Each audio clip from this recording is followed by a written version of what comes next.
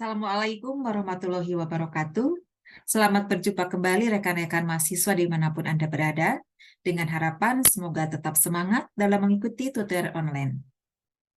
Pada minggu kelima ini akan dipelajari mengenai BMP ADPU 4441, pengembangan organisasi, modul 5, yang berkaitan dengan sumber daya manusia. Modul ini membahas pengelolaan sumber daya manusia dalam sebuah organisasi.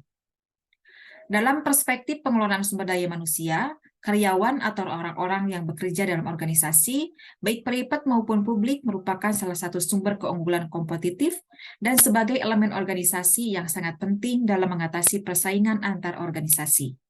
Oleh karena itu, pengelolaan sumber daya manusia agar dapat memenangkan persaingan pasar yang semakin ketat menjadi bagian penting dari praktik-praktik manajemen organisasi.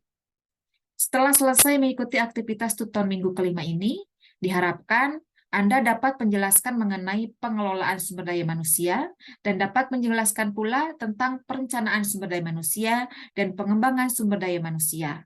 Semoga tetap semangat dan sukses selalu untuk Anda semua. Terima kasih. Wassalamualaikum warahmatullahi wabarakatuh.